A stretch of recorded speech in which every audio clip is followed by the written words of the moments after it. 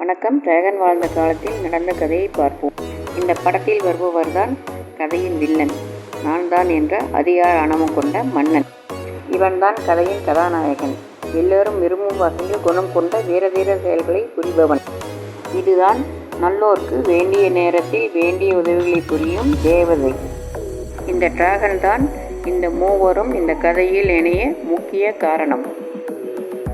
வீரனின் புகழ் அரண்மனை வரை பரவியது.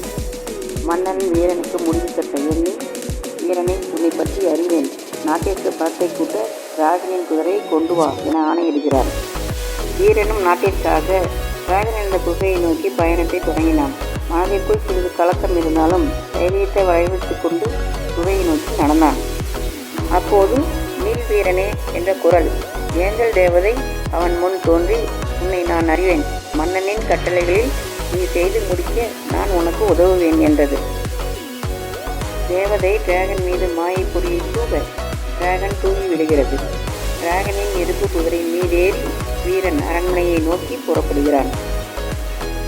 வீரன் டிராகனின் நெருப்பு குதிரையின் மீது ஏறி வருவதை பார்த்து மக்கள் அனைவரும் ஆரவாரம் செய்கின்றனர். இதனால் மன்னன் கோபமாகி டிராகனின் பாயை கொண்டு வா என ஆணையிடுகிறார். தேவதையின் உதவியுடன் வீரன் பாயையும் கைப்பற்றிக் கொள்கிறான். இதனால் மன்னன் கடுப்பின் உச்சத்தில் டிராகனையே கொண்டு வா என வீரனுக்கு மீண்டும் ஆணையிடுகிறார். தேவதை டிராகனை கிறிஸ்டல் பந்தாக்கி வீரனிடம் கொடுக்க வீரன் அதை மன்னனிடம் கொடுக்கிறான். மன்னன் அதை ஆச்சரியத்துடன் பார்க்கிறார். டிராகன் கிறிஸ்டல் பந்திலிருந்து வெளியே வந்து ராஜாவை எதிர்த்து விடுகிறது.